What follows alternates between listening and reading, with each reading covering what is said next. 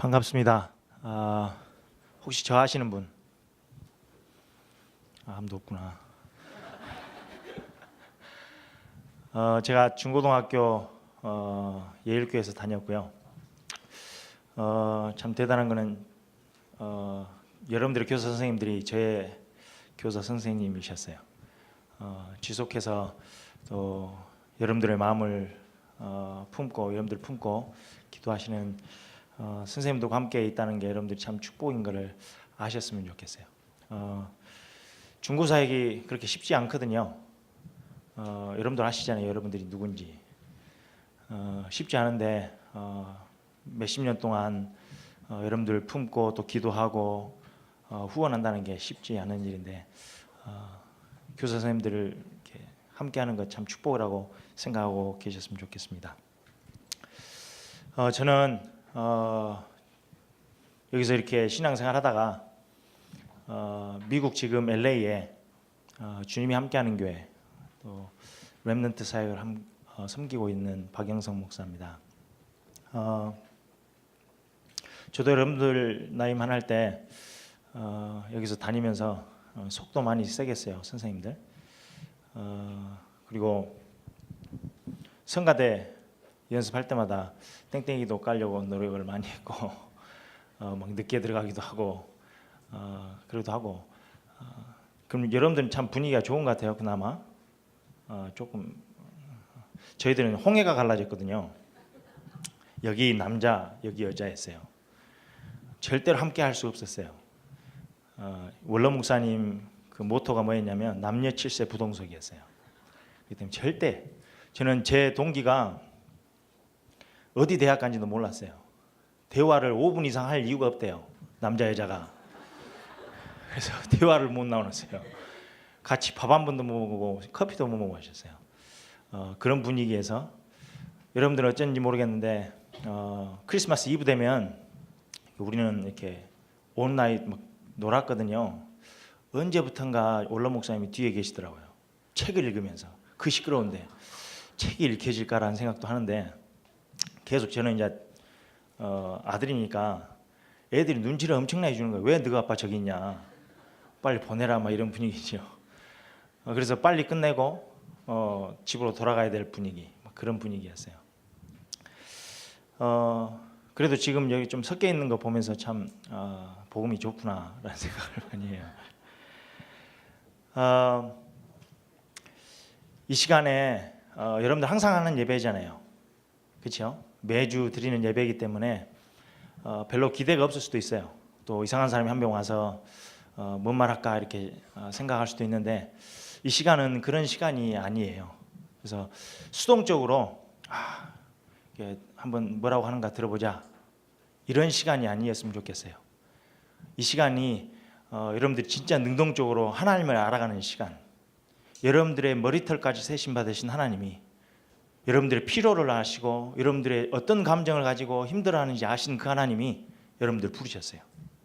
그러니까 내 발걸음을 내가 움직여서 왔다 아니에요. 하나님이 여러분들을 기억하시고 생각하셔서 이 아침에 부르셨어요. 오랫동안 사역하면서 이 자리에 앉아있다는 사실이 얼마나 감사한지 여러분들 모르시죠? 어떤 사람 진짜 오고 싶은데 못 와요. 저희 교회에 어떤 의사 선생님이 계세요. 이분은 예배 시작하기 전에 못 오세요. 시작하고 나서 얼마 후에 항상 오세요. 이분은 의사니까 뭐 자기 삶의 규모도 있고 다 있잖아요. 근데 못 와요. 왜냐하면 딱 예배 가려 그러면은 배가 아파요. 한 번도 빠짐없이 주일날 일찍부터 준비해서 다 준비했는데 딱 예배 갈 시간만 되면 배가 아파요. 화장실 가야 돼요. 갔다 오면 예배가 늦는 거예요. 매주 한 번도 빠짐없이. 아예 못 오시는 분도 많아요. 그래서 항상 주일에 뭔 일 터져가지고 이 예배하는 곳에 못 와요. 여러분들이 오셔서 오고 싶어서 온 것 같죠? 아니에요. 하나님이 여러분들을 부르셨어요. 그리고 말씀하시길 원하시는 거예요. 그래서 이 시간이 항상 드린 예배 또 지루한 예배 이게 아니고 정말 하나님이 여러분들을 아시고 정말 뭔가 말씀을 하고 싶으신 그 시간이 이 예배의 시간이에요. 찬양할 때도 마찬가지예요. 또 기도할 때도 마찬가지고 말씀 들을 때도 마찬가지예요. 하나님을 인격적으로 만날 수 있는 귀한 시간이 되셨으면 좋겠습니다. 그래서 이상한 사람이 와서 메시지를 하지만 이게 제 메시지가 아니고 제 말이 아니고 하나님의 음성으로 들리는 귀한 시간 됐으면 좋겠습니다. 저는 그게 안 됐어요. 아버지가 목사님이잖아요. 수년 동안 대학교 가기 전까지 저는 아버지가 강단을 쓰셨기 때문에 메시지가 안 들어와요. 아빠 말로 들리니까. 주일 아침에 어머니랑 분명히 싸웠는데 올라가셔서는 아주 거룩한 말을 하고 계시니까 안 들려요. 아버지랑 이게 관계가 좋을 때가 있고 안 좋을 때가 있잖아요. 서운할 때도 있고 막 혼났을 때도 있고 그게 들리겠어요? 저는 아버지 메시지, 아버지 말이지 하나님의 음성으로 들어본 적이 없어요. 지금은 제가 섬기는 교회 목사님, 당회장 목사님이 제 형님이세요. 들리겠어요? 사이가 좋으면 들리겠지만 그러니까 이게 인간의 소리다라고 들리면 절대 안 들리는 게 강단의 메시지예요. 근데 하나님의 말씀으로 듣기 시작하면요, 음성으로 듣기 시작하면 여러분들이 살아나요. 그래서 절대 이 시간을 그냥 지나쳐버린 시간으로 안 들으셨으면 좋겠어요. 기대를 가지고 오세요. 여러분들 뭐 한국의 대통령이 그렇게 막 뛰어나고 그러지 않지만 대통령하고 만나는 시간 여러분들 기대되시잖아요. 대통령을 예를 드는 게 잘못된 것 같아요. 빅뱅, 투어니원, 요새 뭐 트와이스 뭐 이런 사람 있죠. 그 사람들하고 만난다 내일. 그럼 여러분들 얼마나 꿈이겠어요. 빅뱅 뭐 누구죠? 지용인가 누군가 지드래곤인가 뭐 이런 애들 여자애들 만난다고 생각해 보세요. 여러분들 그냥 잠이 오겠어요? 그 다음날? 그 전날? 잠이 안 오죠. 그 사람 만나서 인생이 해결되는 것도 아닌데 어마어마하게 설레고 오늘 찬양 인도자가 이야기하던데 날마다 설렐 수 있는 그 신분이 여러분인데 하나님을 만나는 시간인데 별로 안 설레요. 왜 그럴까요? G드래곤 만날 때는 엄청 설렐 텐데 설린가? 누군가 막 그런 애들 만나려고 하면 엄청 설렐 텐데 하나님을 만나는 시간이 별로 안 설레요. 뭔가 잘못된 거지요. 뭔가 어디서부터 잘못됐어요. 그래서 이 시간에 하나님의 음성 듣는 시간 됐으면 좋겠어요. 여러분들은 누구라고 생각하세요? 만약에 친구나 누구가 여러분들한테 질문을 했어요. 너 누구야? 이렇게 설명해 보라고 하면 어떻게 설명하실래요? 질문에 답이 안 온다고 이야기를 들었어요. 아니 한번 생각해 보셨어요? 자기소개서 막 이렇게 쓰는 거는 있지만 여러분들을 이렇게 소개할 때 나는 누구야라고 이야기할 때 뭐라고 설명하실 거예요?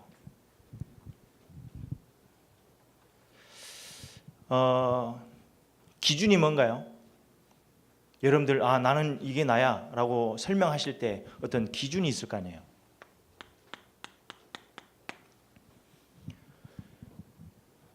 어떤 사람은 육신적인 어떤 조건을 가지고 이렇게 나야 라고 이야기를 할 수 있어요. 얼굴 생긴 거, 나는 잘생겼다 못생겼다, 그죠? 얼굴이 크다 작다, 눈이 크네 작네, 콧대가 있네 없네. 저는 이게 선글라스 끄면요 이게 안 달아요. 그게 콧대가 없어가지고 가중에 저주지요. 얼굴 생긴 거, 모자 쓰면 잘 안 맞아요. 머리가 커가지고 아버지가 너무 커가지고 아무튼 얼굴 생긴 거 가지고 나를 이렇게 이건 나야라고 이야기하세요? 많은 사람들이 그래요. 내가 이쁘고 못생겼고 나는 잘생겼고 못생겼고 이거에 따라서 기죽고 기살고 떳떳하게 다니고 아니면 기죽어서 살고 자기의 정체성이 여기에 있어요. 몸매, 나는 살이 쪘고 좀 통통하고 뚱뚱하고 빼빼하고 이런 거에 따라서 내가 달라져요. 저도 요새 살을 빼려고 뺀 게 아닌데 머리가 너무 아파지고 밥맛이 없더라고요. 그래서 계속 머리가 아팠으면 좋겠다 이런 생각도 했는데 살이 쭉 빠졌으면 좋겠다 이런 생각을 하는데 살이 잠깐 이렇게 빠졌는데 옛날보다는 더 이렇게 자신감이 생기고 이래요. 몸매, 여러분들 나이 때는 더 이게 심하죠. 몸매가 좋고 안 좋고. 나는 S 라인에 D 라인 있잖아요. S가 있고 D가 있어요. I도 있겠죠. 밋밋하게 쫙 빠진 사람들. 아무튼 이런 몸매 가지고 나를 이렇게 정의해요. 그런 사람들 참 많이 있어요. 어떤 사람들은 배경이에요. 가정 배경. 나는 누구의 자녀고, 나는 엄마 아빠가 이렇고, 또 경제적인 배경은 이렇고, 나는 돈이 많고 돈이 적고, 이런 모든 부분들이 나를 정의하는 기준이 되어 있어요. 이게 정말 여러분들인가요? 그래요? 근데 많은 청소년들이, 많은 렘넌트들이 이것 가지고 자기를 판단해요. 정의하고요. 그러니까 하나님 자녀라고 말은 많이 들었는데 그거는 나하고 별로 상관이 없어요. 실제 사람들한테 보여지는 거는 이거거든요. 얼굴이고 몸매고 배경이에요. 저는 청소년 때 소풍이라는 게 제일 싫었어요. 왜요? 그때 이제 다 드러나요. 잘 살고 못 살고 용돈이 많고 적고 이게 다 드러나요. 어머니가 용돈을 저한테 주신 적이 없거든요. 소풍 때 500원 주면 많이 줬어요. 그거 갖고 어디 가서 뭐 아이스크림도 못 사 먹고요. 그래서 그거 가지고 어디 가냐면 슈퍼마켓 가서 적어도 가방은 좀 빵빵해야 되잖아요. 소풍 가방이. 그래서 공기가 많이 들어가 있는 과자 봉투가 있어요. 그런 한 3-4개 사요. 그럼 이제 빵빵해지거든요. 안 먹어도 되니까 뭐 건드리면 뿌시럭 소리라도 나게. 저는 소풍이 제일 싫었어요. 그럼 경제적으로 힘드니까 저는 항상 미술 시간 이러면요 뒤에서 손 들고 있었어요. 학용품을 사야 된다고 이야기를 하면 엄마는 무조건 돈이 없대요. 우리 집안 돈이 없는 집안이야. 그래서 저는 속으로 많은 중직자분들이 용성이 너는 목사 되라 뭐 이런 이야기를 많이 했는데 절대 나는 목사 안 될 거야 라는 생각을 갖고 있었어요. 목사 되면 저렇게 가난할 텐데 자녀들한테 돈 주라고 하면 돈 한 푼을 못 주는 그런 목사 나는 절대 안 할 거라고. 나는 돈 많이 벌 거라고. 속으로는 그렇게 생각하고 밖으로는 그렇게 이야기를 했어요. 그러니까 돈이 있으면 편해요. 편하긴 편한데 그게 여러분들은 아니에요. 부모님이 능력이 있고 없고 중요해요. 근데 그게 여러분들을 정의하지는 못해요. 근데 우리는 항상 이것 가지고 나를 봐요. 그러니까 시무룩하고 좌절하고 낙심하고 그게 우리의 삶이 돼버렸어요.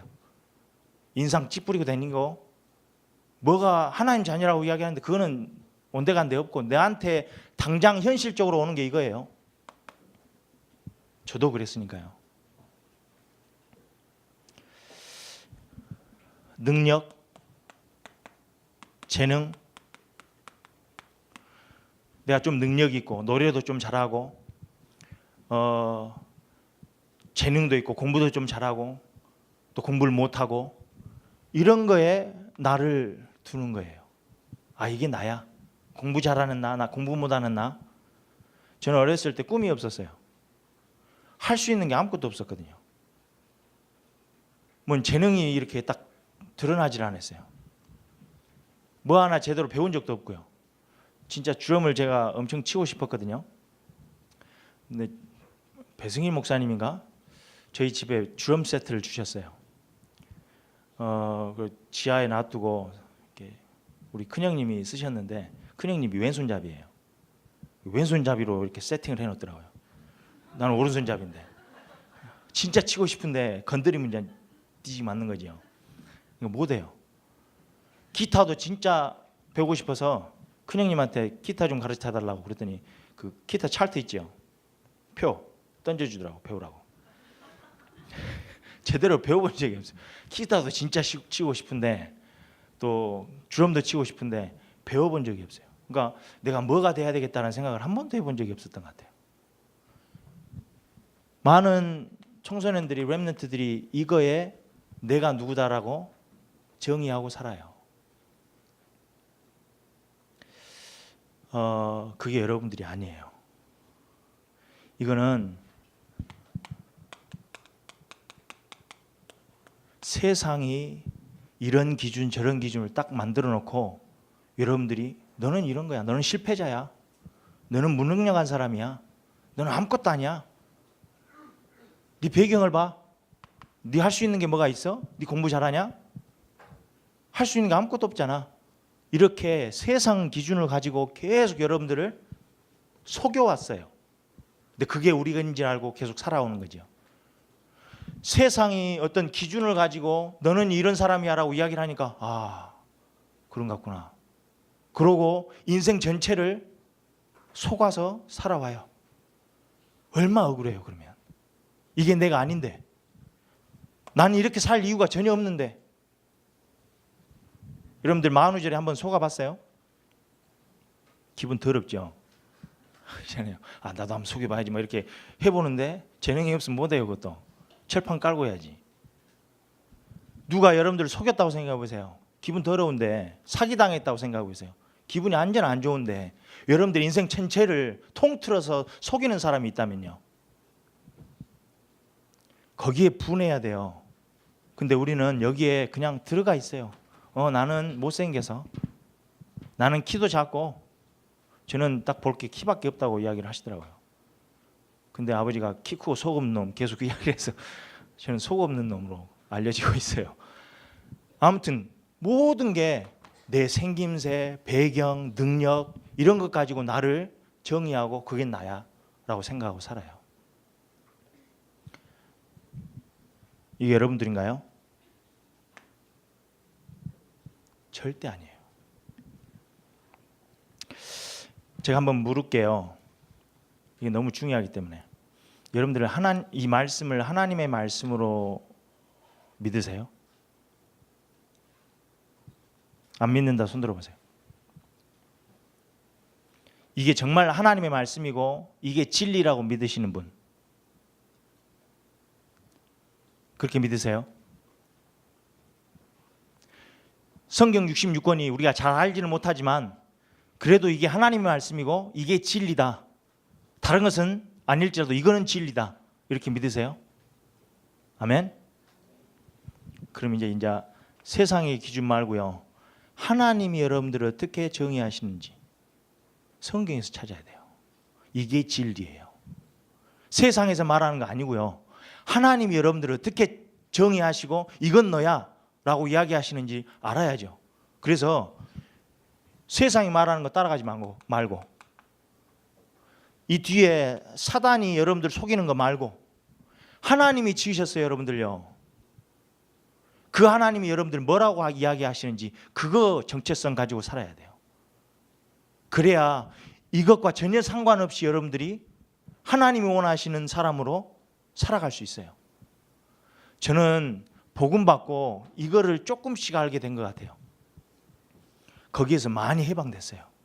내가 생김새, 없는 배경 여기에 매이니까 하나님이 나를 이렇게 저렇게 준비하신 준비의 과정들이 다 저주로 보이더라고요. 저는 우리 집에서 태어난 게 너무 싫었어요. 아버지가 그렇게 무능력해 볼 수가 없었어요. 그렇게 고리타분하고 융통성 없고 항상 그렇게만 생각해왔고요. 저는 중학교 1학년 때부터 고등학교 3학년 때까지 아버지하고 어머니한테 시험 본다는 이야기를 한 번도 한 적이 없어요. 왜요? 시험 본다 이야기하면 빨리 집에 들어가야 되니까. 그놈의 집구석 들어가기 싫어가지고 안 들어갔어요. 사람들은 몰라요. 제가 이런 이야기하면 부모님들 놀래요. 저는 시험 치고 나면 한 12시 뭐 1시 그러잖아요. 그러면 그때 저희 학교가 그래도 감사한 게 종점이나 기점이었었어요. 그럼 저는 버스를 타요. 타면 종점에서 기점으로 가요. 계속 거기에 있으면은 다시 종점으로 와요. 내리란 소리 안 하면 거기 계속 있으면 돼요. 그래서 저는 어쩔 때는 피곤하니까 자고 일어나서 사람 구경하고 밖에 구경하고 그러다가 딱 시간 맞춰서 집에 들어갔어요. 아무도 몰라요. 저만 그랬어요. 친구들하고 약속이 있으면 가서 놀아요. 근데 없잖아요. 제 성격이 막 놀자 막 이런 게 한 게 안 되니까 그냥 그 버스에서 자다가 시간을 다 죽여요. 그리고 집에 들어갔어요. 안 그러면 오락실에 가서 다른 사람 하는 거 돈 없으니까 다른 사람 하는 거 쳐다보고 시간 보내다가 집에 들어가고요. 저는 이게 컸어요. 근데 조금씩 이게 바뀌어져 갔어요. 아, 내가 이런 존재가 아니구나. 그러고 나서 제가 지금 목사가 됐잖아요. 목사 되기 싫었는데 아버지가 그렇게 존경스러울 수가 없어요. 제가 세상에서 가장 존경하는 분이 제 아버지예요. 어느 누구도 아니에요. 바뀌어요.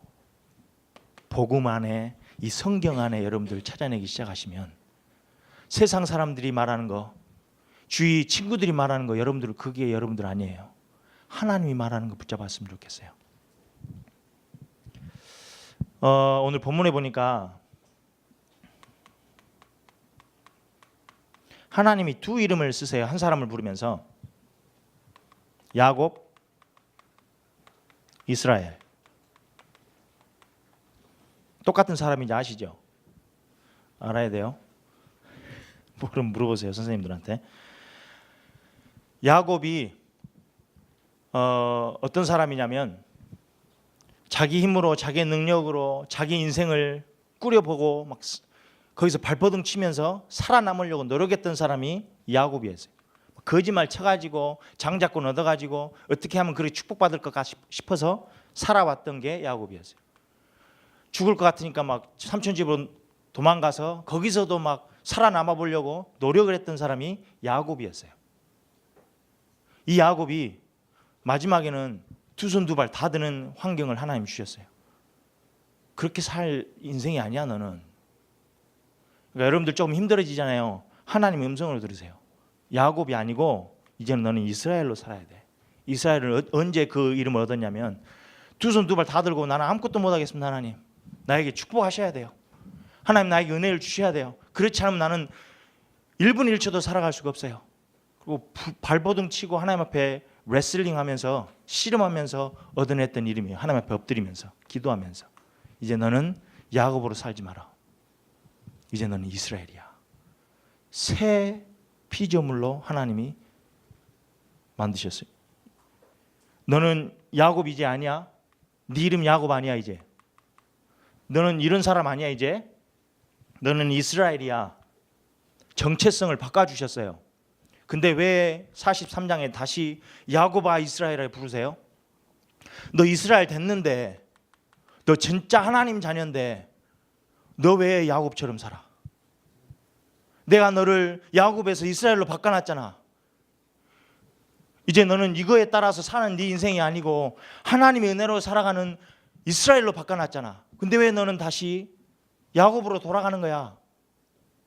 너무 답답하셔서 이야기하시는 거예요. 저는 이 말씀 들으면서 그렇지. 나는 이스라엘인데 왜 나는 아직도 야곱의 생각을 가지고 각인이 돼가지고 그렇게 살아가지?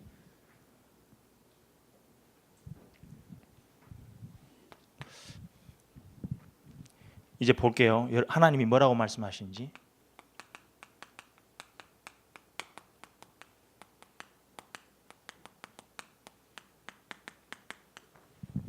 여러분들은 하나님이 창조하신 나예요. 이게 잘 안 다가오죠. 하나님이 여러분들 창조하셨어요. 그 말은 하나님은 시간과 공간을 창조하신 분이세요. 그거 좀 그려 보세요. 시간과 공간을 누가 창조하셨냐면 하나님이 창조하셨어요. 그렇다면 하나님은 시간과 공간 안에 있지 않으세요? 어디 있어요? 시간과 공간 밖에 계세요. 그러니까 지금 아담을 볼 수 있어요. 지금 세상 끝을 볼 수 있어요. 그래서 하나님이 예수님을 일컬어서 처음과 나중 되시고 시작과 끝 된다 그랬어요. 시간 밖에 있으니까. 여러분들의 인생 처음 알고 계세요. 여러분들의 인생 마지막 보고 계세요. 그걸 보고 창조주 하나님 그렇게 이야기하세요. 그 창조주 하나님이 여러분들을 창조하시고 계획하셨어요. 언제부터?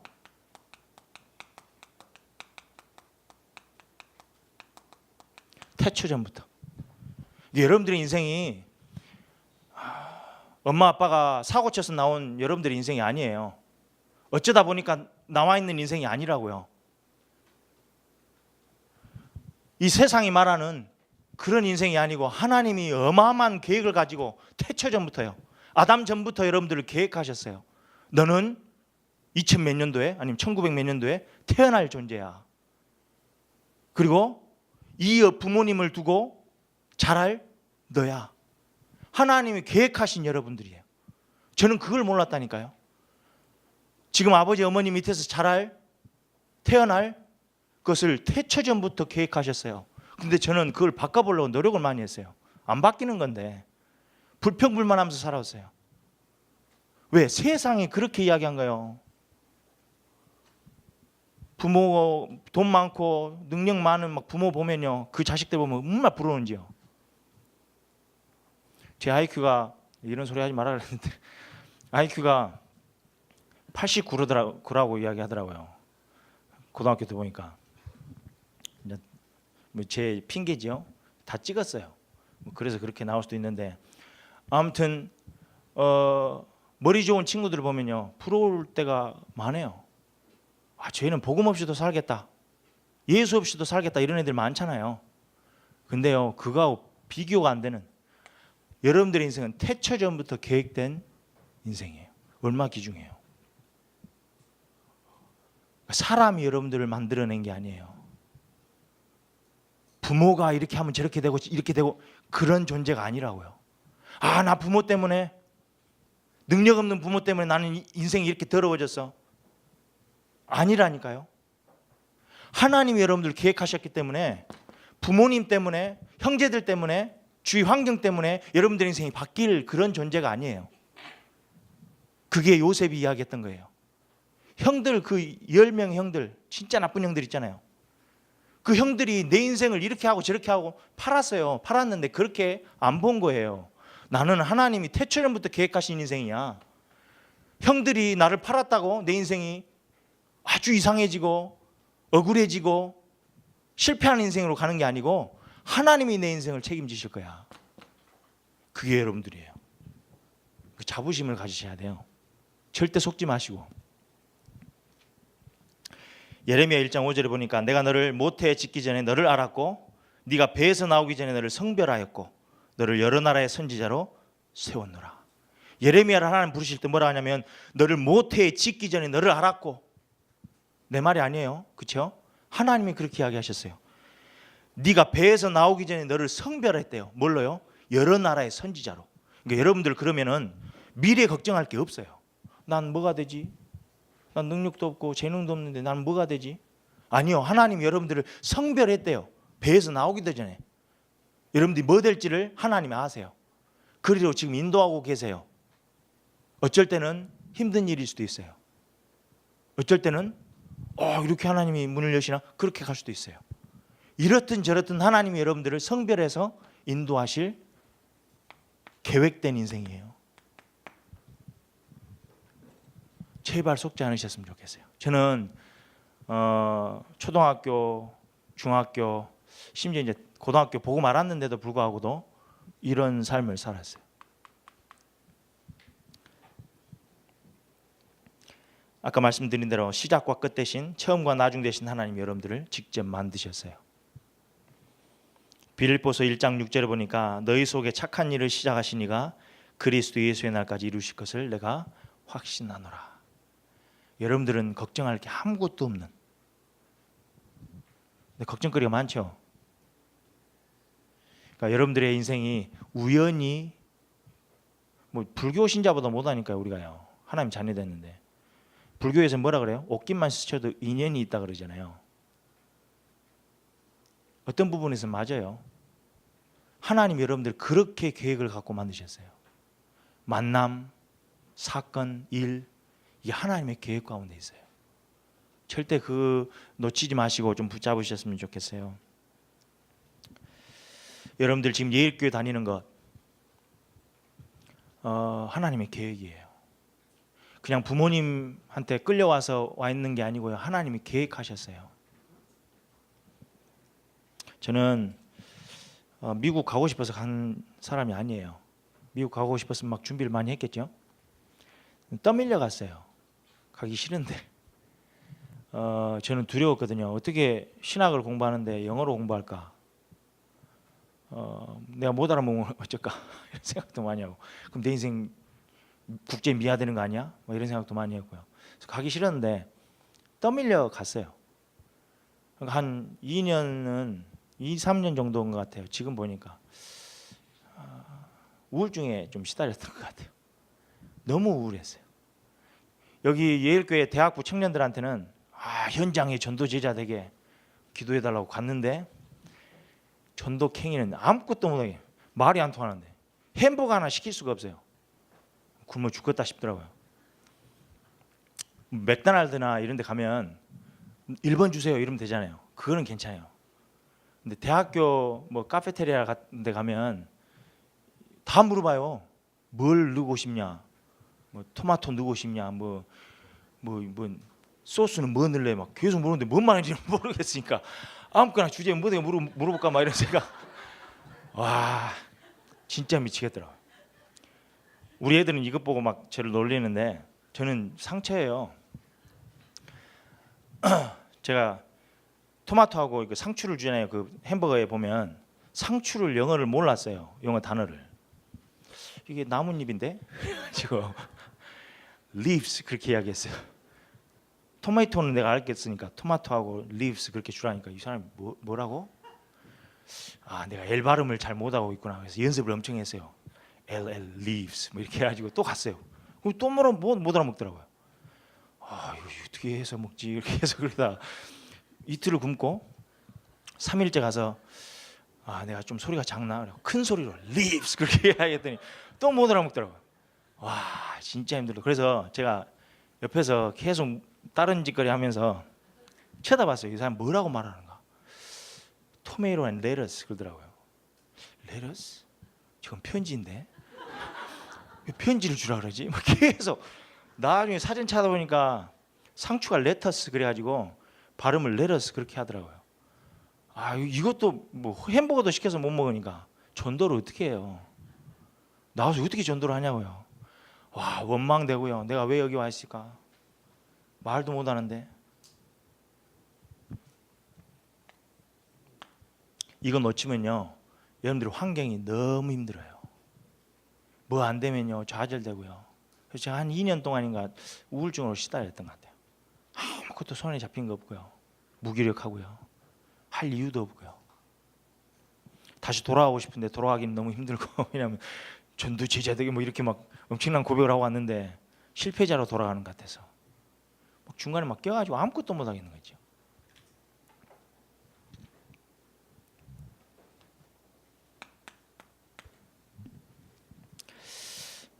여기서는 또 뭐라고 말씀하시냐면요 보배롭고 존귀한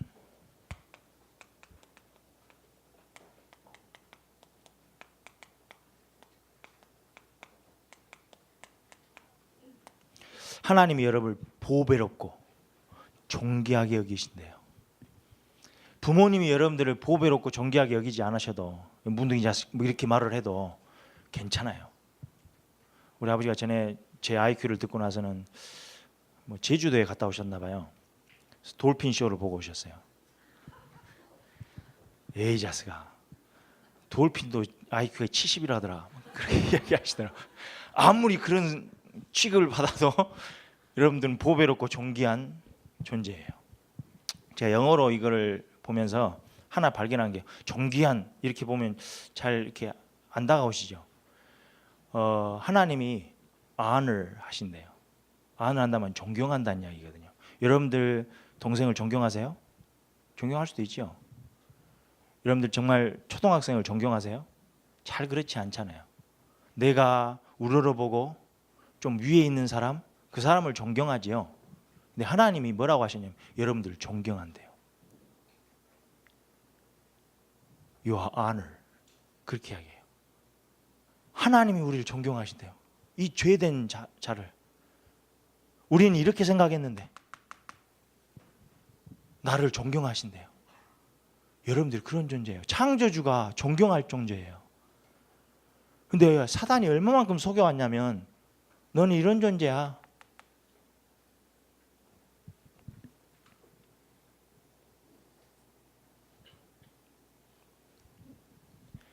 하나님의 사랑의 대상자예요. 하나님 여러분을 사랑하신대요. 그래서 다시 한번 좀 여러분들 다시 보셨으면 좋겠어요. 넌 누구야? 나는 보배롭고 존귀한 자야. 하나님이 태초전부터 계획하신 자야. 함부로 건들지 마. 나를 건들면 하나님의 눈동자를 건드리는 거야. 이렇게 생각하셔야 돼요. 환경이 여러분 주위의 사람들이 여러분들 막 왕따시키고 은따시키고 괜찮아요. 거기에 흔들지 마세요. 여러분들은 정말 존귀한 자예요. 보배로운 자예요.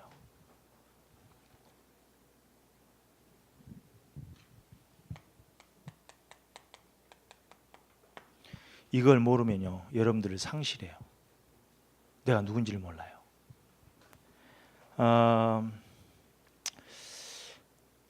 제가 미국에서 렘넌트 사역을 하면서 한 가지 깨달은 게 뭐냐면요, 개인화, 여러분들 많이 들으셨죠? 복음을 개인화시켜야 된다. 하나님을 개인화해라. 개인화할 내가 없어요. 복음을 들어왔는데요, 그리스도가 모든 문제 해결자라고 그 어마어마한 그리스도, 은혜의 하나님, 긍휼의 하나님, 그 창조주 하나님, 이 하나님이 나의 하나님 돼야 되는데 내가 없어요. 개인화 할 수가 없잖아요. 내가 누군지를 모르는데. 좋은 하나님이에요. 그 하나님이 나의 하나님 되고 싶은데 내가 누군지를 모르겠어요. 어떤 렘넌트는요, 처음부터 끝까지가 거짓말이에요. 나중에 알아보면 다 거짓말이에요. 막 진지하게 막 눈물 흘리면서 이야기했던 모든 게 다 거짓말이에요. 얘가 나중엔 정신병으로 가더라고요. 분열로. 우리도 여러분들도, 저와 여러분들이 좀 그런 성향이 있어요. 가정에서 여러분 좀 다르지요. 교회에서 여러분 좀 달라요. 그렇죠? 친구들하고 지낼 때 여러분 달라요. 학교에서 여러분 달라요. 조금씩은 다르게 살아요. 왜냐하면 그 그룹에 들어가서 내가 살아남아야 되니까, 인정받아야 되니까. 그런 남자들은 알 거예요. 여자친구들이 있을 때, 여자들이 있을 때 내 친구의 모습, 없을 때의 모습 완전 달라요. 가장 꼴보기 싫은 애들이 그런 애들인데, 여자들이 좀 있으면 막 까우잡고 막 이런 애들이 있어요. 막 갑자기 막 친절한 택하고 막 이런 애들이 있어요. 막 주먹으로 때려보고 싶은데 그런 애들이 있어요. 왜 그래요? 그 그룹에 들어가서 내가 살아남고 싶은 거예요. 인정받고 싶은 거예요. 그러니까 가정에 있을 때 나하고 학교에 있을 때 나하고 달라요. 그런 모습이 있어요. 근데 얘는 그게 심해가지고 모든 게 거짓말이에요. 그러니까 나중에 자기가 누군지를 몰라요. 나중에는 학교에서 막 이렇게 살아왔던 자기를 기억을 못해요. 그게 정신분열이거든요. 가정에서 막 살 때는 자기가 친구들하고 지냈을 때 자기를 기억을 못해요. 우리가 특히 이게 흔히 말하는 다중이죠. 다중이로 살아요. 그러면은 그 애한테 넌 누구야? 알겠어요? 그 하나님을 개인화시킬 수 있는 뭐가 있을까요? 토양이 없어요.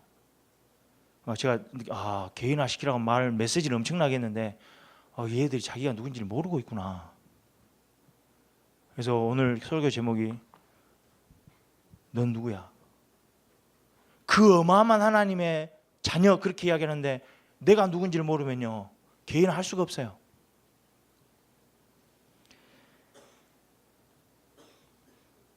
여러분들 정말 여러분들을 좀 찾아낼 수 있는 시간들 좀 가지셔야 돼요.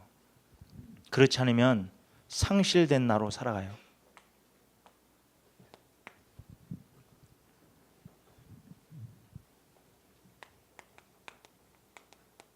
구원의 은혜를 받은 나, 하나님의 구원의 은혜를 받은 나, 상실되어 있는 나를 하나님 그냥 놔두실 수가 없었어요.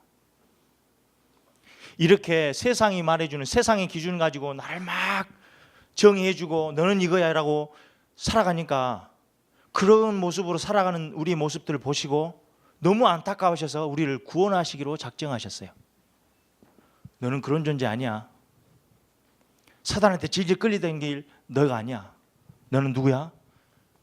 하나님의 자녀로 살 거야 앞으로. 그래서 이 상실된 나를 다시 이 존재로 바꿔놓으신 그게 구원이에요.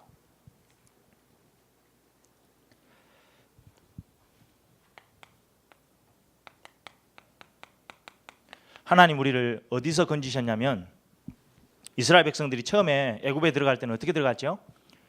요셉의 가족으로 들어갔잖아요. 요셉이 그때 국무총리였거든요. 그러니까 고센 땅, 아주 좋은 땅이에요.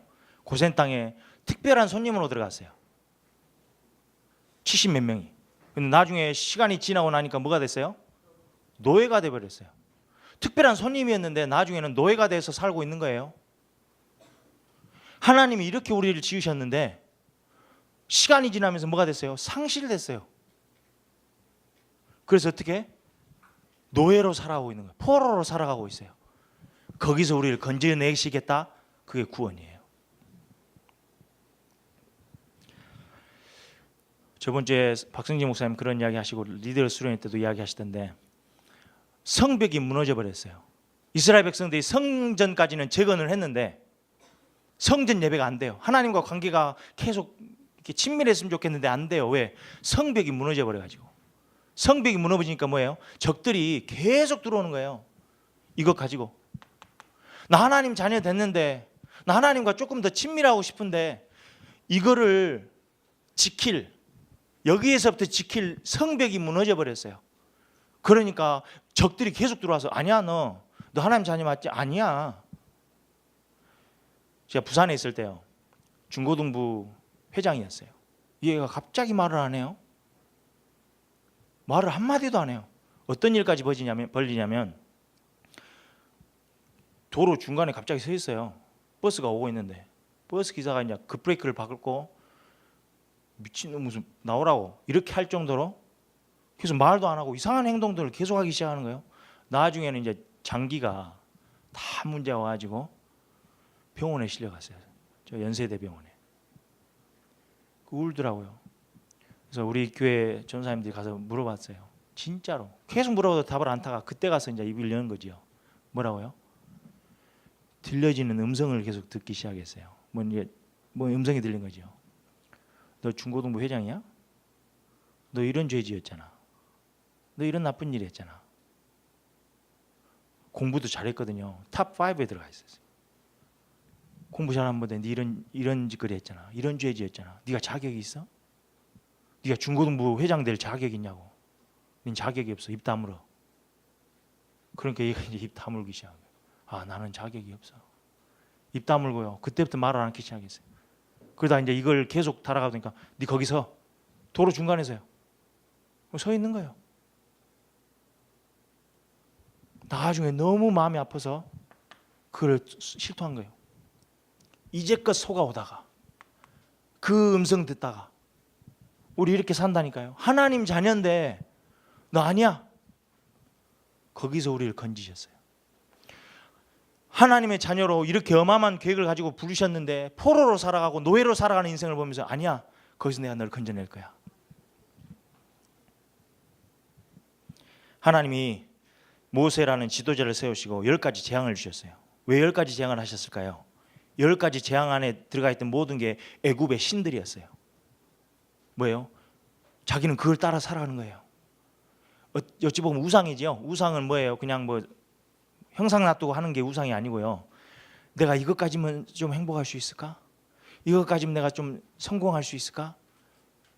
이거하고 관련된 게 우상이에요. 여러분들의 우상이 분명히 있거든요. 그거를 하나씩 하나씩 다 깨셨어요. 아닌지 알지? 그 10가지 재앙이에요. 너희들이 이제껏 생각했던 것, 이거 가지고 있으면 행복하고 너희들이 이거 가지면 좀 부유해지고, 아니야. 하나씩 하나씩 꺾으셨어요. 그게 10가지 재앙이에요. 그럼 마지막엔 6월절 어린 양의 보혈의 피 아니면, 그리스도의 보혈의 피 아니면 너를 건져낼 자가 없어. 이거를 각인시키신 게 출애굽 사건이에요.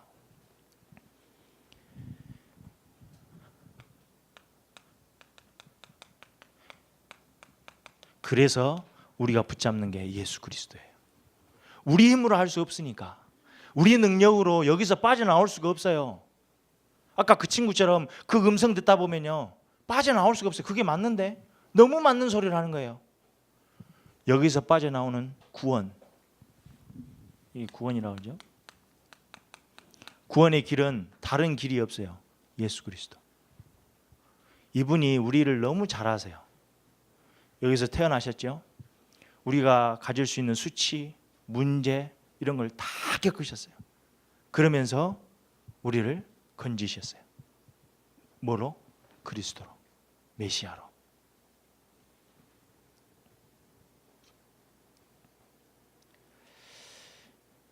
이 상실된 우리에게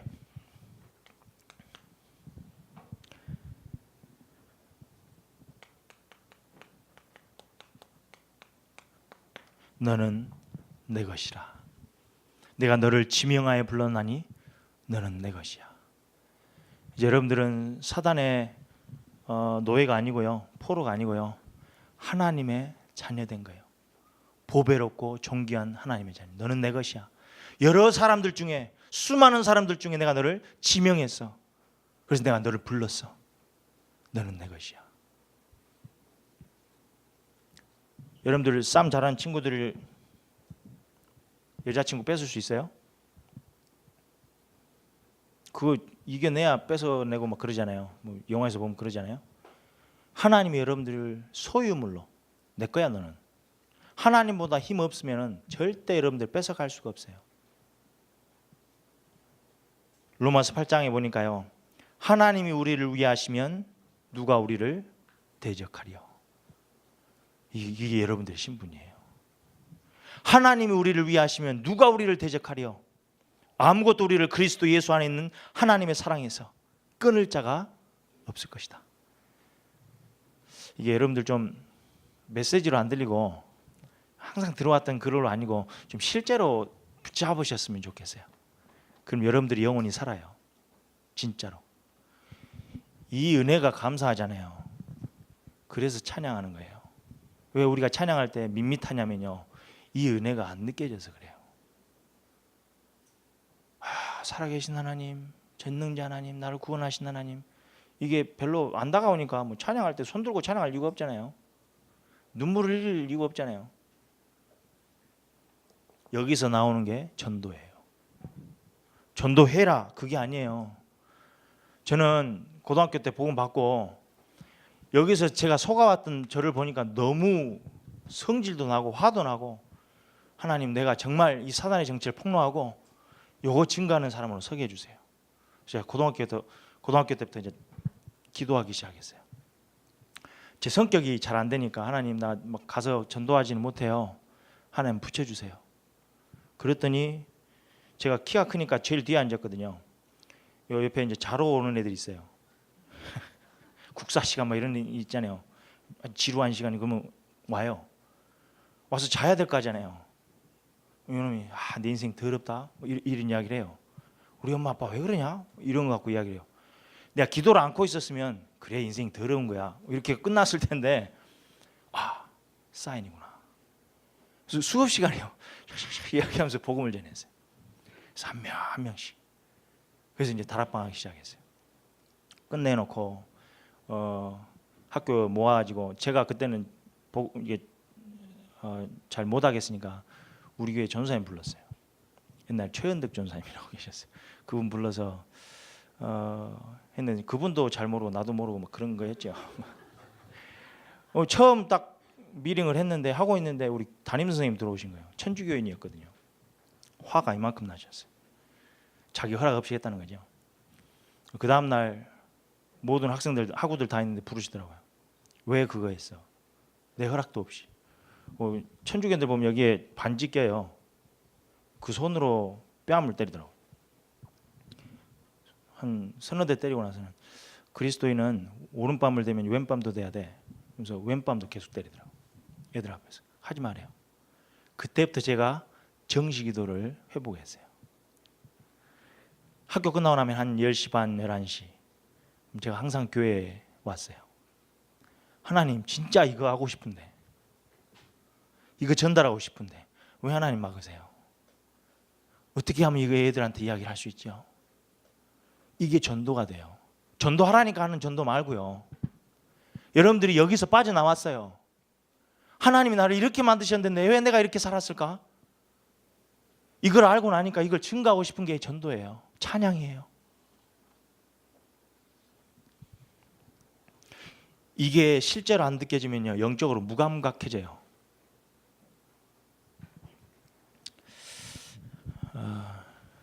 우리 아버지의 영적 문제가 길게 하는 건데 저도 그걸 그대로 갖고 있는 것 같아요.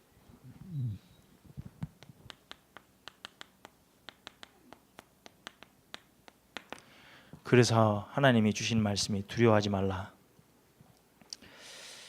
내가 물 가운데로 지날 때에 내가 너와 함께 할 것이라. 강을 건널 때에 물이 너를 침몰하지 못할 것이며 네가 불 가운데로 지날 때에 타지도 아니할 것이요 불꽃이 너를 사르지도 못하리니 대저 나는 여호와 내 하나님이요. 인생에 힘든 시간들이 와요. 분명히 와요. 물을 지날 때도 있고 강을 건널 때도 있고 불이 이렇게 엄습해 올 때도 있어요. 그런 힘든 순간에도 두려워하지 말아요. 여러분들 그 두려울 때 있잖아요. 시험 보기 전에도 그렇고 내 인생이 어떻게 될까 막 고민될 때도 있고 막 가정에 위기 왔을 때 엄마 아빠가 막 싸우고 막 이혼하려고 할 때도 불안해요. 그 힘든 시간에 하나님 주신 말씀이에요. 너는 이런 존재이기 때문에 두려워하지 마. 왜요?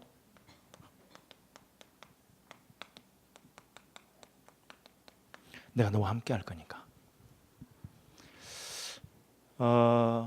이제 큰형님이 저한테는 우상이었어요. 뭐 이렇게 운동도 잘하시고 막 그래서 전에 한번 친구들하고 오다가 육성회비를 내야 되는데 못 내고 그냥 갖고 왔어요, 저희들이. 근데 깡패들이 이렇게 돌더니 저희들 돈 있는 거 다 뺏어가더라고요. 화가 나가지고 한 우리가 3명이었는데 거기는 한 6명이었던 것 같아요. 와가지고 성질나서 막 이야기를 했어요. 그랬더니 큰형님이 그 이야기를 들으셨어요. 나가시는 모습 보는데 이게 눈에 살기가 있어요. 무섭더라. 내가 막 붙잡아야 될 정도로 막 사람 죽이려겠네 막 이런 생각이 있잖아요. 나가서 얼마 동안 있으시다가 그 돈을 다 찾아오셨어요. 와, 그거는요. 이분하고 같이 있으면 되겠구나. 어디든지 가면 되겠구나. 우리 위장로님하고 같이 있으면 괜찮아요. 저도 한번 봤거든요. 하시는 거를. 저런 분들하고 있으면요. 걱정할 게 없겠네. 이런 생각하잖아요. 그거하고 수준이 달라요. 요즘 우리 목사님 보시면, 큰형님 보시면 옛날에는 뭐 물건이 떨어질 때 팍 이렇게 맞고 그랬어요. 요즘 조금 좀 짜네요. 물건이 다 떨어졌는데 이렇게 하시고 그래요. 순발력이 완전 떨어져 온 거죠. 내 우상이었는데 인간의 우상은 어쩔 수 없어요. 근데 하나님은요, 어제와 오늘 영원토록 동일하신 그 하나님이 여러분들과 함께 하세요. 절대 여러분들을 건드릴 수 없게끔, 누구 하나도 불꽃도 사르지 못하게끔 내가 너와 함께 할 거야. 그게 여러분들의 신분이고 여러분들이 붙잡아야 될 언약이에요. 절대 놓치지 않으셨으면 좋겠어요. 다시 한번 물어볼게요. 여러분들 누구세요? 깊이 묵상하셨으면 좋겠어요. 이번 주 안에 또 세계 렘넌트 대회가 있잖아요. 메시지 들으면서 세상 사람들이 말하는 그걸로 말고요, 하나님의 말씀 안에서 여러분들을 찾아내세요. 그걸 찾아내셔야 돼요. 그래서 자신감 있게, 자부심을 가지고, 자긍심을 가지고 떵떵거리면서 사세요. 절대 외모나 뭐 배경이나 이런 거에 눌리지 마시고요. 하나님의 자녀로, 하나님 여러분들과 함께 하시는 임마누엘의 축복을 누리는 하나님의 자녀로 정말 붙잡고 쓰셨으면 좋겠어요. 이 시간 다시 한번 기도하겠습니다.